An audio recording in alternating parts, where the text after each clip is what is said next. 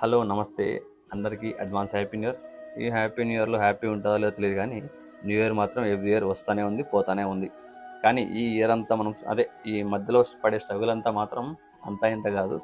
ప్రతి year struggle పెరుగుతానే ఉంది తప్ప తగ్గట్లేదు. ప్రతి ఇయర్ ఫైనాన్షియల్ క్రైసిస్ పెరుగుతూనే ఉన్నాయి. ఫైనాన్షియల్‌గా అవసరాలు పెరుగుతూనే ఉన్నాయి తప్ప తగ్గట్లేదు. కాబట్టి ఈ పరిగెత్తే ప్రపంచంలో ప్రతి ఇయర్ మనకు ఒక కొత్త హోప్‌లను స్టార్ట్ చేస్తాం. బట్ ఇయర్ ఎండ్ అయ్యేసరికి ఏం మిగిల్చుకుంటున్నామో నాకైతే తెలీదు. బట్ నాకు ఇయర్ మాత్రం నిజంగా చాలా చాలా మంచి జరిగిందని చెప్తాను. ఫస్ట్ నాకు ఈ 2025 స్టార్ట్ అయినప్పుడు ఒక మంచి హోప్‌తో స్టార్ట్ అయింది. ఆ హోప్ అలాగే కొనసాగుతుంది. అలాగే నాకు ఏదో ఒక మంచి పొజిషన్ ఇస్తదేమో లైఫ్‌లో అనుకున్నా.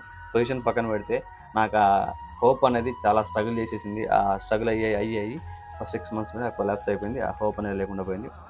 తర్వాత మళ్ళీ నా కెరీర్ అని చెప్పను గానీ, నా లైఫ్‌ని మళ్ళీ అక్కడి నుంచి కొంచెం రీస్టార్ట్ చేయడం జరిగింది. ఆ రీస్టార్ట్ చేసినప్పటి నుంచి నాకు ఆ శివుడే తోడున్నాడని చెప్పాలి. ఆల్మోస్ట్ ప్రతి టెంపుల్‌కి ఎక్కడ టెంపుల్‌లో ఉత్సవం ఉన్న టెంపుల్స్‌కెళ్ళడము, ఆ ఉత్సవాల్లో పాల్గొనడము, ఫస్ట్ తిరుమలతో మొదలయ్యి అక్కడి నుంచి నా జర్నీ టెంపుల్ చుట్టూ చాలా చాలా జరిగింది. ఈ హాఫ్ ఇయర్ మొత్తం. ఫస్ట్ హాఫ్ ఇయర్ ఎలా ఉన్నా సెకండ్ హాఫ్ ఇయర్ మాత్రం నాకు చాలా ప్రశాంతత ఇచ్చింది. చాలా చాలా మార్పులు తీసుకొచ్చిందనే చెప్పాలి.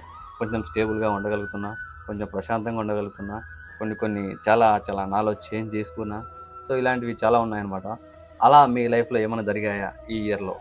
జరగకపోయుంటే నెక్స్ట్ ఇయర్ అయినా మీ హోప్‌ని అలాగే కంటిన్యూ చేసి ఎంత స్ట్రగుల్స్ ఉన్నా గూడా కనీసం మీరు పీస్‌ఫుల్‌గా ఉండడానికి ట్రై చేయండి. ఓం నమః శివాయ.